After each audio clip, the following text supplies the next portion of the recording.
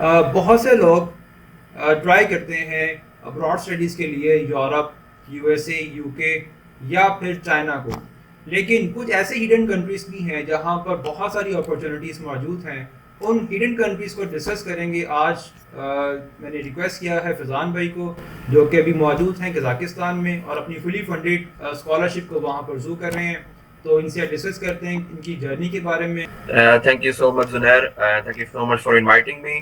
बहुत अच्छी बात की, जैसे कि हिडन कंट्रीज हैं, यानी मैं चाहता हूँ कि इन्हीं हिडन कंट्रीज के बारे में बात की जाए, बिकॉज ये काफी ऐसा टॉपिक है जो कि मेरे ख्याल से हमारे यूथ जो स्कॉलरशिप्स को परस्यू कर रहे हैं उनको लाजमी इन चीजों को कैटर करना चाहिए, जो कि जिसके बारे में आज हम डिस्कस करेंगे। तो फैजान भी आपकी जो जर्नी है वो किस तरह रोलर कोस्टर बनी, कैसे आपने अप्लाई किया कजाकिस्तान में और आपने बाकी कंट्रीज को क्यों इग्नोर किया और इसको फोकस किया? देखिए, first of all after graduating इन 2019 मेरे फादर ने मुझे ये अपॉर्चुनिटी दी थी कि वो मेरा फंड कर दें, मैं चाहे ऑस्ट्रेलिया से मास्टर करूँ या यूएस से कर लूँ या चाइना से कर लूँ।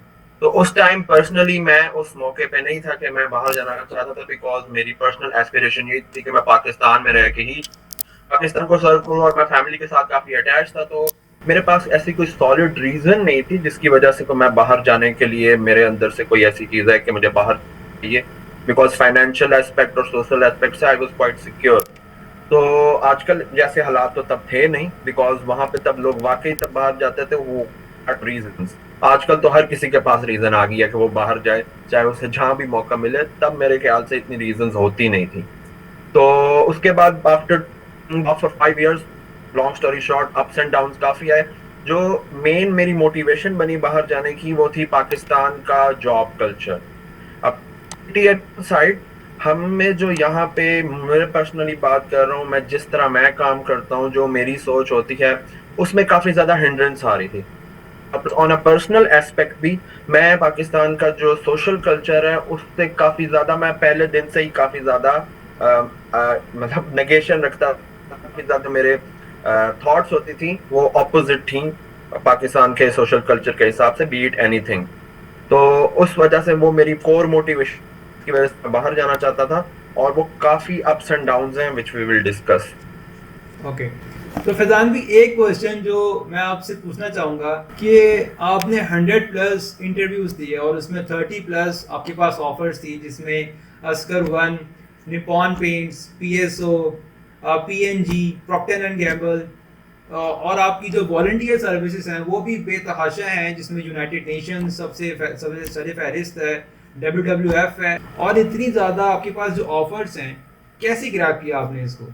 देखें, again it's a long journey, it won't be feasible कि कोई मेरी इतनी लंबी जर्नी सुने। तो लॉन्ग स्टोरी शॉर्ट, देखें, मैं अगर इसको एक लाइन में सम अप करूं ना, I found my self. Because engineering, chemical engineering, UET बहुत अच्छे लगते हैं सुनने में, लेकिन बाहर से सब अच्छे से बता सकता हूँ, ये काफी लोग मेरे से रिलेट कर सकते होंगे या रिलेट करना चाह रहे होंगे या फ्यूचर में करेंगे, कि आप एक ऐसी जगह होते हैं जिन पे जब आप किसी को बताएं तो उसके मुंह से एक ही चीज निकलती है, वाह।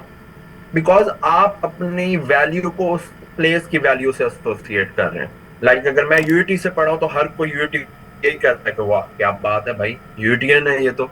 लेकिन being a UETN I couldn't fully understand और मतलब मैं अपने आप को पूरी तरह उधर इन्वॉल्व ही नहीं कर पा रहा था, बिकॉज फर्स्ट ऑफ ऑल मैं केमिकल इंजीनियरिंग और इंजीनियरिंग से ताल्लुक ही नहीं था। मैं ज्यादा सोशलिस्टिक पर्सन था, मेरा मैथमेटिक्स इतना ज्यादा स्ट्रॉन्ग नहीं था, but still I was becoming an engineer.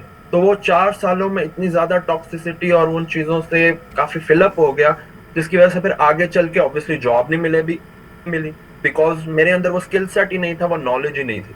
तो but ultimately I try to find myself with a degree and without a degree. क्या मैं डिग्री के साथ तो कुछ हूँ, लेकिन मैं डिग्री के अलावा भी कुछ हूँ। मुझे अल्लाह ताला ने कुछ ऐसी स्किल से नवाजा, ऐसी मेंटालिटी से नवाजा है जिससे मैं हमेशा आपको डिस्टिंग्विश कर पा रहा था लोगों से। लोग मुझे हमेशा कहते थे you are different, but my grades couldn't show that. So then I started to show people who are actually other than grades. And then I found people who actually want me. एक तो होता है आप क्या चाहते हो, लेकिन सबसे इंपॉर्टेंट एस्पेक्ट जो आगे हम स्कॉलरशिप पे बात करेंगे, जॉब में सिंपल अगर वो अगेन समिंग इट अप, अपनी मोटिवेशन से ज्यादा उनकी रिक्वायरमेंट्स को समझना। हम क्यों करना चाहते हैं, दैट इज इंपॉर्टेंट। वो क्यों करवाना चाहते हैं, that is much more important. और मैं इसको हमेशा कहता हूं, दो पजल पीस हैं, आप किसके केपेबल हैं और वो उनकी रिक्वायरमेंट क्या है। फिर जब आप पजल पीस को जोड़ेंगे, फिर ही अल्टीमेटली आपको रिजल्ट मिलेगा, वो पिक्चर मिलेगी, और वो पिक्चर ही आप उन्हें शो करवाते हैं। They have given you a puzzle, one piece of the puzzle. Now you have to take the other piece of puzzle, which is actually who you are, both with the degree and without the degree. And then you have to attach that puzzle. फिर आप उनको show करेंगे कि ultimately, yeah, you are the best guy. आपकी journey start कैसे हुई, apply कैसे किया, और कजाकिस्तान को ही आपने टारगेट क्यों किया? Actually, to be quite honest, Kazakhstan को टारगेट नहीं किया, मैंने नजरबायेव यूनिवर्सिटी को किया। नजरबायेव university is completely different Kazakhstan. It's actually called Kazakhstan, but it's completely different than Kazakhstan. तो नजरबायेव यूनिवर्सिटी में आने के लिए मैं आपको एक बहुत अनोखी चीज बताता हूँ। मास्टर स्टूडेंट्स जो इंटरनेशनल है उनको आइल्स रिक्वायर्ड नहीं है। लोकल स्टूडेंट जो यहाँ पे फाउंडेशन ईयर में भी इवन आ रहे हैं, बैचलर से पहले ही कुछ फाउंडेशन जो भी उस लेवल पे नहीं होते, इस यूनिवर्सिटी उन्हें फाउंडेशन ईयर करवाती है। मतलब लेट्स सपोज हमारा एंट्री टेस्ट टाइप, फिर उसके बाद वो बैचलर्स के अंदर जाते हैं अपने ग्रेड्स की सूरत में। लाइक वो सेकंड ईयर के बाद एक प्री फर्स्ट ईयर करते हैं यूनिवर्सिटी की। उस प्री फर्स्ट ईयर यानी फाउंडेशन ईयर बैचलर्स के लिए भी आईएलटीएस रिक्वायर्ड है लोकल लोगों को। इस लेवल की यूनिवर्सिटी है कि लोकल लोगों को भी आईएलटीएस करना पड़ता है, और उसके बैंड 6.57 है, जो कि हमारे 15, 14, 15, 16 साल के बच्चा जिसके लिए बहुत मुश्किल है, और यहाँ के 14, 15, 16 साल के बच्चे वो करते हैं। प्लस इनका एक इंटेलेक्चुअल स्कूल है इसकी बिल्डिंग के साथ ही, which is totally American based. This university is totally built up on foundations of American education system.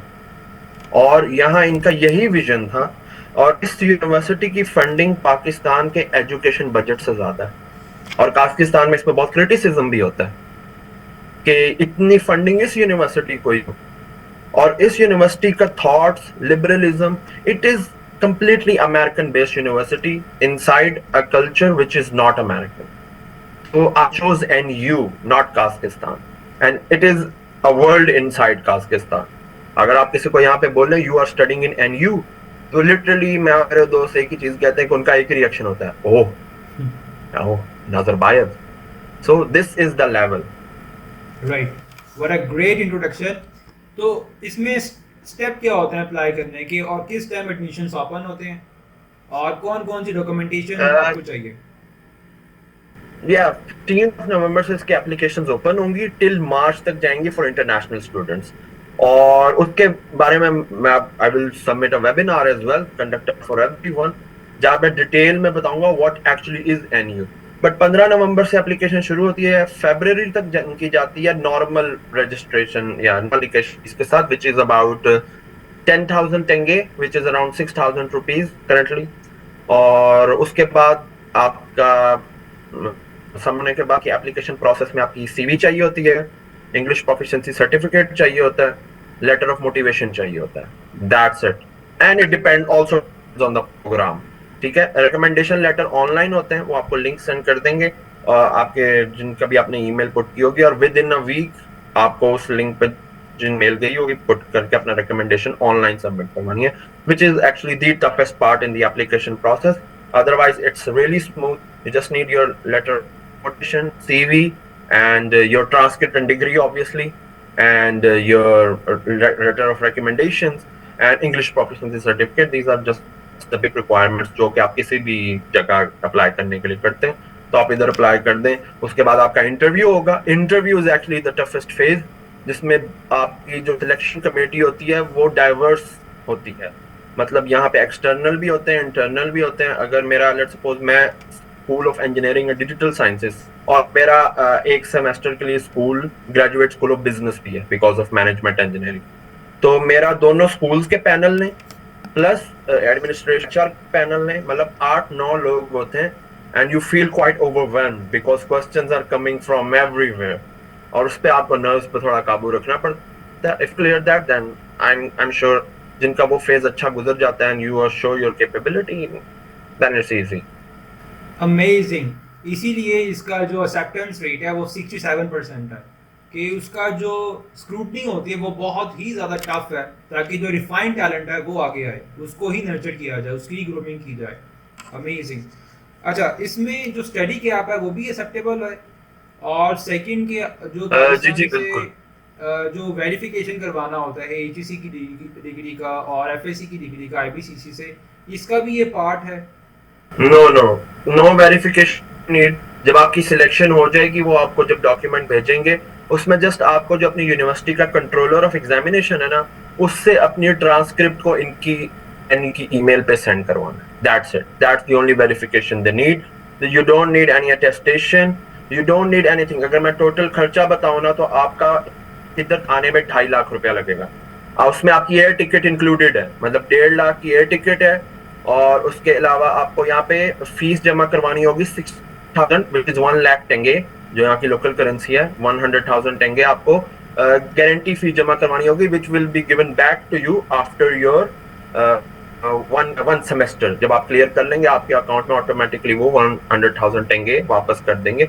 वो भी इसलिए इन्होंने किया क्योंकि बहुत सारे लोग अगेन काजाकिस्तान को देखते एंड यू को नहीं देखते, तो वो यहाँ पे एडमिशन कंफर्म करके ही नहीं आते। तो इसलिए उन्होंने एटलीस्ट एक कंफर्मेशन फी रखी है दैट जो स्टूडेंट एक सेमेस्टर गुजार ले, पास हो जाए, उससे हो जाए। और उसके अलावा 10,000 टेंगे, जैसे मैंने आपको बताया 6,000 रुपए इसकी होती है फी, इसकी लाइक एप्लीकेशन फीस। उसके अलावा आपके मेडिकल टेस्ट कुछ करवाने होते हैं which cost not more than like 10,000 if you really go for a big lab. और इसके अलावा जो मेन होते हैं वीजा फी होती है, वो $200 like 50 to 60,000 and that's it, that's literally it. और उसके ये तो अलावा कोई आपने नहीं चाहिए। कॉस्ट बताई है, ये फुल 2 ईयर मास्टर प्रोग्राम की या फिर 1 year master programme? 2 years masters programme, masters programme सारे 2 years हैं। कजाकिस्तान ऑफर करता है 2 ईयर मास्टर्स प्रोग्राम, चाहे वो इंजीनियरिंग के हैं, चाहे जी। वो रिसर्च बेस्ड जो है एमएस हैं या भी इंजीनियरिंग से रिलेटेड हैं। Yes, 2 years मास्टर्स प्रोग्राम है। I don't know about Kazakhstan honestly, मुझे इधर की यूनिवर्सिटीज का इतना इल्म नहीं है। I just know about Nazarbayev university, और बाकी यूनिवर्सिटीज भी हैं, but they are not of that level, जहां तक मैंने सुना है, जो लोकल्स भी कहते हैं। नजरबाइव यूनिवर्सिटी को अगर मैं यहाँ पे कह लूँ, ये सेंट्रल एशिया की हार्वर्ड है, बिकॉज ये कंसिस्टेंटली नंबर 1 आ रही है। और इधर के कैंपस पे बाहर से जो लोग आते हैं, यहाँ पे चाइनीज प्रेसिडेंट भी आए हुए हैं, यहाँ पे रशियन प्रेसिडेंट भी आए हुए हैं। ये इधर की मॉन्यूमेंट है, ये लिटरली इधर की मॉन्यूमेंट है। जैसे हमारे मॉन्यूमेंट्स हम शो करते हैं, बादशाही मस्जिद, कायद आजम का मज़ार, मीनार पाकिस्तान, और उसके अलावा की बहुत सारी चीजें। This is the monument of Kazakhstan, और ये आस्ताना सिटी के सेंट्रल हब में, मैं इसको आम अल्फाज में कहता हूँ, ये यहाँ लाहौर में जैसे DHA फेज 7, तो मैं इधर DHA फेज 7 में रह रहा हूँ, विच इज अनरियलिस्टिक। आप कभी भी पिक्चर नहीं समझ सकते DHA फेज 7 पे जाके समनाबाद, या मैं जिधर रहता था सब्जाजार रहने वालों की, इधर ही आप इधर आके आस्ताना में, जहाँ पे इस टाइम मैं करंटली हूँ, मेरे बिल्कुल रूम से व्यू आ रहा है एक्सपो का, विच इज अमेजिंग, ब्यूटीफुल। और उसके सामने मेगा मॉल है, which this is actually the hub, central hub. यहाँ पे एक्सपो हुआ था, जैसे लोग दुबई एक्सपो को जानते हैं, उससे पहले आस्ताना एक्सपो हुआ था, और वो लिटरली मेरी यूनिवर्सिटी के दूसरी तरफ expo.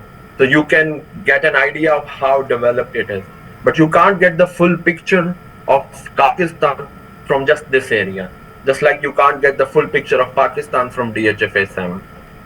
I'm really happy to know about all the informations you have. I would say you are a great ambassador of Kazakhstan, especially for NU University. So आपकी जो जर्नी है पाकिस्तान में, जो स्टूडेंट्स अप्लाई करना चाहते हैं यूनिवर्सिटी के लिए, स्कॉलरशिप फंड करना चाहते हैं, लेकिन वो अपने CGPA की वजह से काफ़ी लैग कर रहे होते हैं, like you have CGPA of 2.87, तो कौन कौन सी जो डिफ़िकल्टीज हैं वो फेस करनी होती हैं स्टूडेंट्स को? एक्सीलेंट क्वेश्चन यार, इस पे मैं जरूर आना चाह रहा था। फर्स्ट ऑफ ऑल, आम अल्फाज में जो कोई भी सुन रहे हैं, स्कॉलरशिप एलिजिबिलिटी पे नहीं मिलती, स्कॉलरशिप कैपेबिलिटी पे मिलती है। मेरे ख्याल से यही फिक्रा काफ़ी है।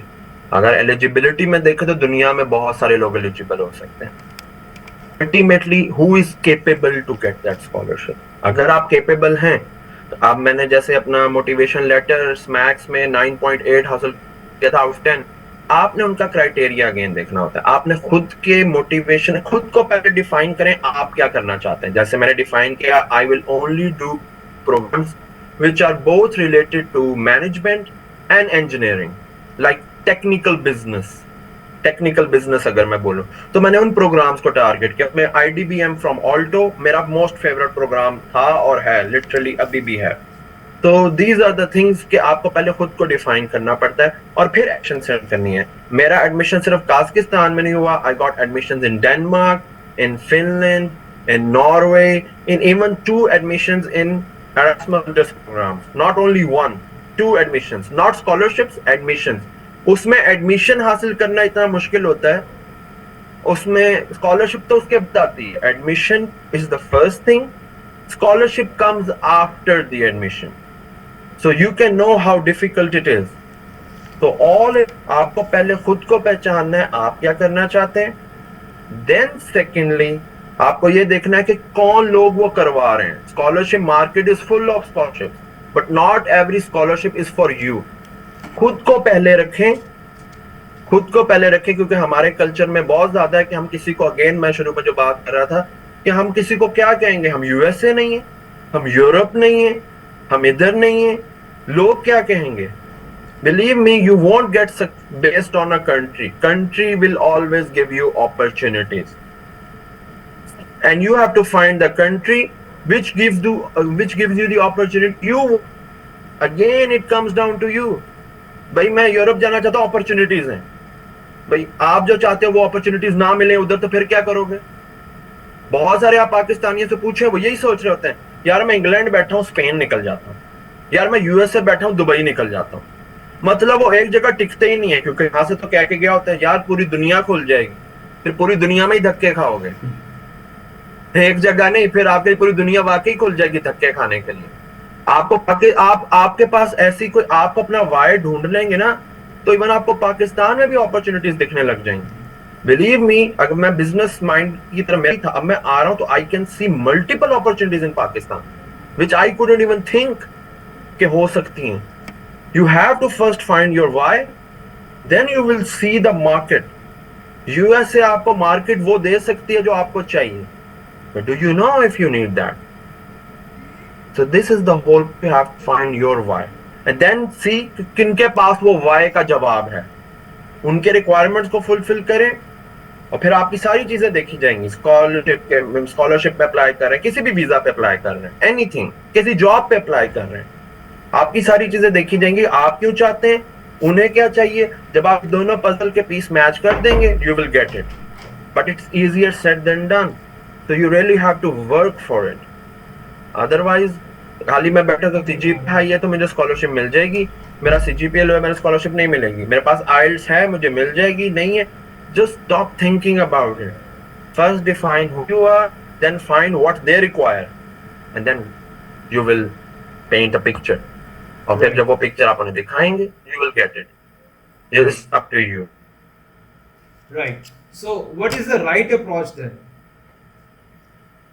The right approach is first of all defining what you want based on your previous experience। आपने जो किया हुआ है उसके लिहाज से, आप जो करना चाहते हो उसके लिहाज से। एक होती है चीज मोटिवेशन और एक चीज होती है एस्पिरेशन। हमारे साथ बहुत सारे बच्चे एस्पिरेशन पे अप्लाई कर रहे हैं। एस्पिरेशन इज एब्स्ट्रैक्ट, वो एग्जिस्ट नहीं करती, वो आप करना चाहते हो। मोटिवेशन जो होती है ना, जिसको मोटिवेशन लेटर भी कहते हैं, वो मोटिवेशन होती है आपकी जो आप अभी कुछ करना चाहते हो। लेट्स सपोज अभी आपको भूख लगी है तो खाना खाते हो, खाना खाना चाहते हो, ये मोटिवेशन है। लेकिन आप अगले हफ्ते बीफ स्टेक खाओगे, वो आपकी एस्पिरेशन है। Again aspirations are linked to motivation. Motivations are the thing जिस पे आपको स्कॉलरशिप मिलती है। तो आपको अपनी मोटिवेशन डिफाइन करनी होगी based on the profile you have, और फिर वो देखना पड़ेगा लेट्स सपोज आपकी फाइल में रिसर्च पेपर है, किस फील्ड में, किस टॉपिक में, कौन सा आपने फाइनल ईयर प्रोजेक्ट किया था, किस फील्ड में जॉब की हुई है। तो यू हैव अलाइन इट, उसको अलाइन करें, शेप में अलाइन। फिर उसके बाद ढूंढे वो किन्हें चाहिए। Erasmus Mundus के प्रोग्राम्स बहुत स्पेसिफिक होते हैं। जब आपको पता होगा ना आपने क्या किया और आप क्या करना चाहते हो, तो ऑटोमेटिकली आप Erasmus Mundus का प्रोग्राम चूज करके फिर देखोगे उनकी क्या रिक्वायरमेंट है। Do they need IELTS, do they need something else, then you mix it up और फिर उसको जब दोनों को मिक्स कर, आपका वाई उनका वाई मिक्स करके जब आप उनको मोटिवेशन, वही आपका मोटिवेशन लेटर, वही आपकी सीवी है, वही आपके रिकमेंडेशन लेटर है, वही आपका इंटरव्यू है, बस there are just in different shape, that's it. कुछ ऐसी साइट्स हैं जहां से कॉपी पेस्ट करते हैं अपने मोटिवेशन लेटर को, अपनी सीवी को, और अपना फेक एक्सपीरियंस जो है ना वो शो कर देते हैं। लेकिन जैसे ही इंटरव्यू का ऑप्शन आता है तो बहुत सारे लोग जो है ना वहाँ पर डिस्क्लोज हो जाते हैं। तो इसमें जो है मोटिवेशन लेटर लिखने का जो टैलेंट है, जो बीच में जो ट्रिक है, जैसे आपका एक अपना जैसे आप प्लेटफॉर्म है हसलर्स का, तो मैं चाहूँगा कि आप उसके बारे में बताएं कि आप उसके उस बैकग्राउंड के अकॉर्डिंग स्टूडेंट्स को गाइड करते हैं उन प्लेटफॉर्म से, उसके बारे में थोड़ा सा गाइड करें। ओके, देखिए हसलर्स अब मैंने बनाया था अपनी हेल्प के लिए, वो मेरा लिए था। मैं अपने आप को जॉब सेंड करता था अपने नंबर पे, एक ग्रुप बनाया अपने नंबर ऐड करके, फिर उसको आहिस्ता आहिस्ता मैंने दूसरे लोग ऐड करना शुरू कर दिया, फिर और लोग आ गए, क्योंकि मैं रेगुलर था, it's all about being discipline. फिर और लोग आ गए, फिर और लोग, फिर मैंने देखा जो चीजें मैं फेस कर रहा हूँ वो सभी कर रहे हैं। तो फिर जॉब के लिहाज से, फिर आइल्स के लिहाज से, फिर मास्टर स्कॉलरशिप के लिहाज से, तो 5 साल में मैंने बहुत सारे बच्चों को बहुत सारी चीज दी। अब पूरे पाकिस्तान में एक ही चीज होता है, तुम्हारे रेज्यूमे का स्कोर क्या है, एटीएस स्कोर क्या है, ये चीज बहुत मशहूर हो गई है। पहले कभी ऐसी कोई चीज डिस्कस ही नहीं थी। मैंने जब लोगों को बताया, उन्होंने एक दूसरे को देखे, एक चेन फैली है, तुम्हारा एटीएस स्कोर क्या है, एटीएस एटीएस, वो इतना बढ़ गया कि अब हर बच्चे का, मुझे जो कॉल भी करता है मेरा एटीएस स्कोर ये है।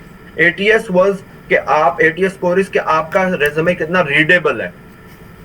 Again the comes to motivation letter, कि आपको वो चीज मोटिवेशन लेटर के अंदर लिखनी होती है जो आपकी वाकई मोटिवेशन है। अब जो वो करवा रहे हैं, आप किसी के पास आप किसी कोई सामान खरीदने गए हैं, तो आप उसके आके क्या कहेंगे, मुझे सब्जी दे दो।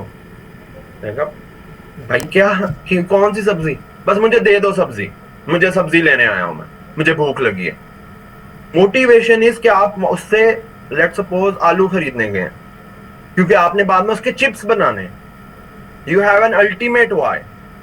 आप उस मोटिवेशन के साथ उसके पास क्या खरीदेंगे, आलू, पोटेटोज, बिकॉज उसी से चिप्स बनेंगी ना, बैंगन से तो नहीं बनेंगी।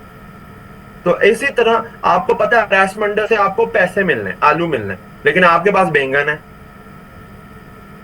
लेकिन आप कहोगे बाकी चिप्स बना रहे हैं तो फिर मैं भी चिप्स बनाऊंगा।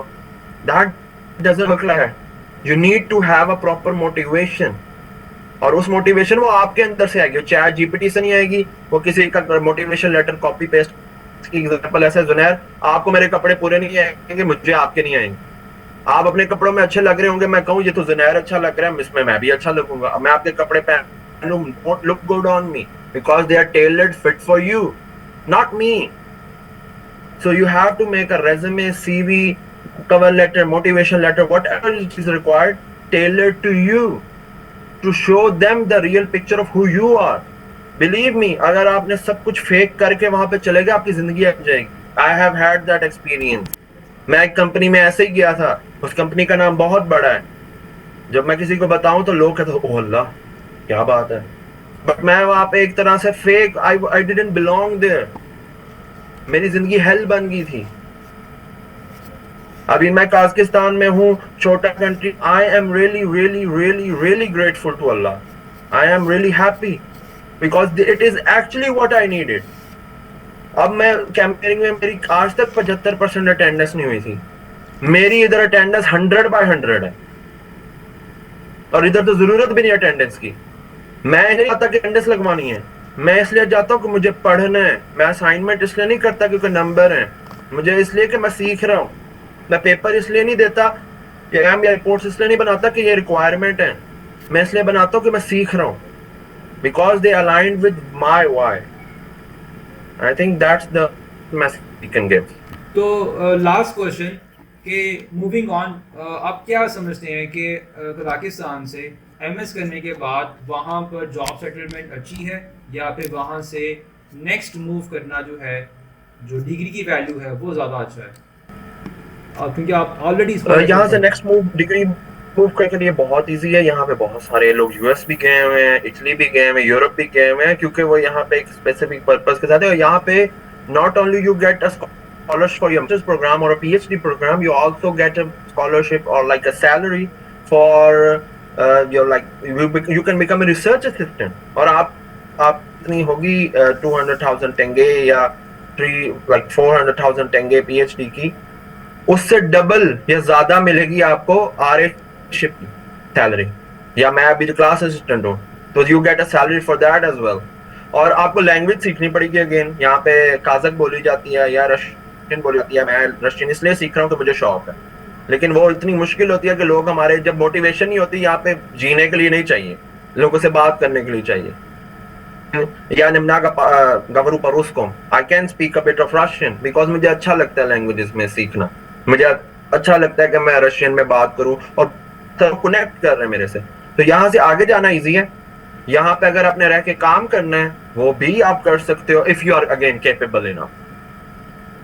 अगर you are capable enough obviously आपको यहाँ पे जॉब्स भी मिल सकती हैं, यहाँ पे बहुत अच्छी कंपनीज भी हैं, बट यहाँ से अगर आप इसको as a stepping stone use करें तो that is much ideal for you. Right. यहाँ से यूएस का वीजा रिजेक्ट नहीं होता, यूरोप का वीजा रिजेक्ट नहीं होता, राइट। और यहाँ पे कोई अपॉइंटमेंट का भी मसला नहीं है, तो this is a great platform.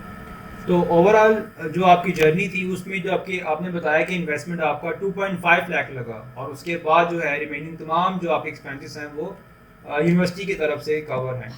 ठीक है फैजान भाई, this is the great interview. Thank you so much for inviting again Juner, and thank you so much for रिस्केड्यूलिंग again and again.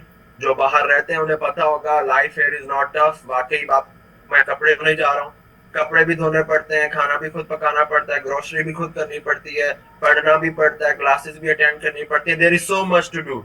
So mentally strong, really be mentally strong. आप जब बाहर आ रहे हैं, जब आप वाकई मेंटली, मुझे इन चीजों से कोई फर्क नहीं पड़ता, आज तक मैंने पाकिस्तान में चीजों को हाथ भी नहीं लगाया, और मैं जिस फैमिली से हूँ वहां पे तो मेरे फादर इवन मुझे मैसेज करके कहते हैं कि किसी को और को धोबी नहीं है, यहाँ फलाना चीज नहीं है, फलाना बंदा नहीं है। मैं कहता हूँ नहीं, अगर है तो करूंगा। तो आपको अपने आप को मेंटली स्ट्रांग रखना पड़ता है, बी फोकस्ड। जब आपके सामने एक गोल होगा तो ये बाकी सारी चीजें बहुत छोटी लगेंगी। और जो ये लोग डराते हैं लैंग्वेज सीखनी पड़ेगी, कपड़े धोने पड़ेंगे, फलाना, वो बहुत अच्छी चीजें हैं, वो उससे बल्कि आपकी जो आप कहते हैं मोटिवेशन, मैं वैसे मोटिवेशन पे यकीन नहीं रखता, शौक है ना, पैशन, वो और बढ़ेगा, आपका पैशन और बढ़ेगा कि यार ये तो बहुत अच्छी बात है। यू मेंटालिटी, लास्ट कोट के साथ मैं एंड करना चाहूंगा। I wish you all the best Junair, you are doing a great job and I hope आपका चैनल ग्रो करे और अच्छे तरह ग्रो करे और अच्छे लोग आपके मिले जो आपके एम को भी आगे ग्रो करे। एक बड़ा जबरदस्त कोट है एलेक्स हरमोजी का कि a successful person finds opportunities in problems and an unsuccessful person finds problem in opportunities. Both are right, but only one gets rich.